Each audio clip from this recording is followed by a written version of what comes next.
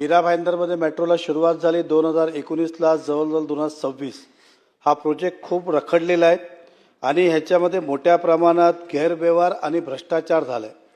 उदाहरण सांगायचं हे उघडीस आलं ज्यावेळी आंतरराष्ट्रीय दर्जाचा एक ब्रिज आपण बघितला असेल की 4 लाईनचं ब्रिज सुरुवात होतो आणि 2 लाईन त्याचं लँडिंग होतो.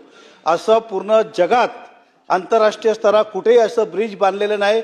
हा ब्रिजची डिझायनिंग कोणी केली, हा ब्रिजची डिझायनिंग कोणी केली, अधिकाऱ्याने त्याला का करू दिलं किंवा कॉन्ट्रॅक्टरने आपल्या मर्जीने केलं, हा टेंडरमध्ये होता, डीपीआर त्यांनी तयार केला, अशा अनेक प्रश्न आहेत. साहेब माझे महत्त्वाचे 4 प्रश्न आहे. मी डायरेक्ट पॉइंटेड प्रश्नावरच येईल की MMRDAची जबाबदारी आहे की ठेकेदाराला जागा उपलब्ध करून देण्याचा कास्टिंग यार्डसाठी जे कुमार ह्याला जागा दिली गेली चेन्नईला. आता जागा कोणाची, स्वतःसाठी जागा भाड्यावर घेतली, ठीक आहे, तो त्याचा प्रश्न आहे. MMRDA त्याची जागा घेतली. त्या जागा विकत घेतली असती शासनाने तर त्याची किंमत होती साहेब 20 करोड रुपये.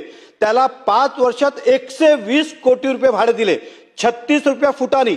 त्याला लागून 500 फुटावर दुसरा MMRDAचा प्रोजेक्ट चालू आहे, तिकडे भाड्यावर घेतली 7 रुपये, ते पण आज हे 36 रुपये फूट म्हणजे 20 कोटी जमिनीला 120 कोटी रुपये भाडं दिलं.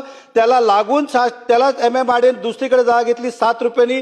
तर ती जागाचं जे भाडं जास्तचं दिलेलं आहे ते परत घेणार का? आणि ज्या अधिकाऱ्यांनी हा रेडी रेक्टर प्रमाणे रेट काढलं, रेटेबल व्हॅल्यू, त्याच्यावर आपण काय कारवाई करणार, हा पहिला प्रश्नच आहे.